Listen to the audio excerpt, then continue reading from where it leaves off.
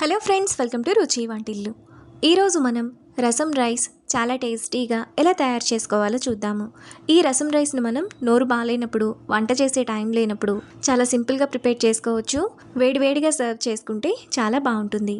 So late చేయకుండా వీడియోలోకి వెళ్ళిపోదాం.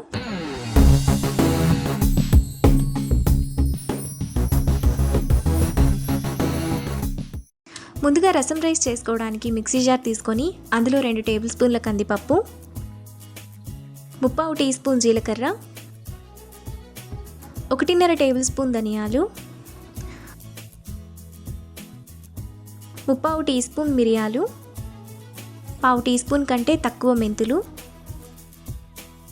1 రెమ్మ కరివేపాకు, 7-8 వెల్లుల్లి రెప్పలు, 2 ఎండుమిరపకాయలు వేసుకొని కొంచెం బరకగా మిక్సీ వేసుకోవాలి. రసం పొడిని ఇక్కడ చూపిస్తున్నట్టు ఈ విధంగా వేసుకొని పక్కన పెట్టుకోవాలి. తరువాత స్టవ్ మీద కుక్కర్ పెట్టుకొని అందులో 1 టేబుల్ స్పూన్ ఆయిల్ వేసుకోవాలి. ఆయిల్ వేడైన తర్వాత 1 టీ స్పూన్ ఆవాలు, జీలకర్ర, 1/2 టీ స్పూన్ ఇంగువ వేసుకొని ఫ్రై చేసుకోవాలి.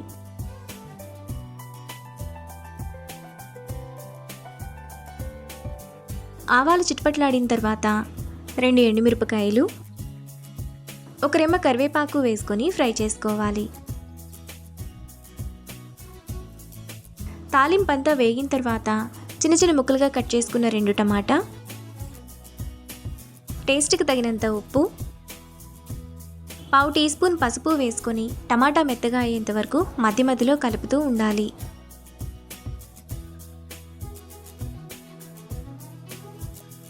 టమాటా ఇలా మెత్తగా ఉడికిన తర్వాత అందులో ముందుగా మనం మిక్సీ వేసుకున్న రసం పొడి వేసుకొని ఒకసారి బాగా కలుపుకోవాలి.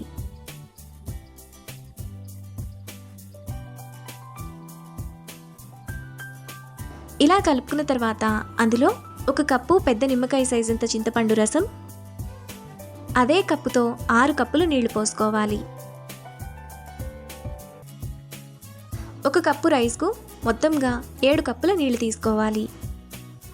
తరువాత అదే బౌల్తో 1 కప్పు రైస్ను కడిగి వేసుకోవాలి. నీళ్లు పోసుకున్న తర్వాత ఒకసారి కలుపుకోవాలి. ఇలా కలుపుకున్న తర్వాత చిన్న బెల్లం ముక్క వేసుకోవాలి. ఇప్పుడు కుక్కర్ మూత విజిల్ పెట్టుకొని మీడియం ఫ్లేమ్లో 2 విజిల్స్ వచ్చేంత వరకు ఉడకనివ్వాలి. కుక్కర్ విజిల్స్ వచ్చి ప్రెషర్ పోయిన తర్వాత రసం రైస్ మనకు ఈ విధంగా రెడీ అవుతుంది.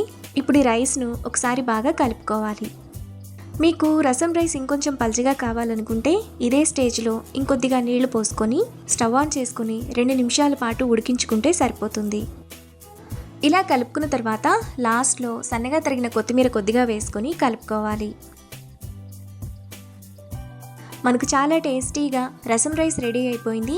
ఇప్పుడు ఈ రైస్ను ప్లేట్లోకి తీసుకొని ఊరు మిరపకాయలతో కానీ వడియాలతో కానీ సర్వ్ చేసుకుంటే ఎంతో టేస్టీగా సింపుల్గా చేసుకునే రసం రైస్ రెడీ. ఈ రెసిపీని మీరు కూడా ట్రై చేసి మీకు టేస్ట్ ఎలా కుదిరిందో నాకు కామెంట్స్లో షేర్ చేయండి. ఈ వీడియో కనుక మీకు నచ్చినట్లయితే లైక్ చేసి, షేర్ చేసి, సబ్స్క్రైబ్ చేయండి.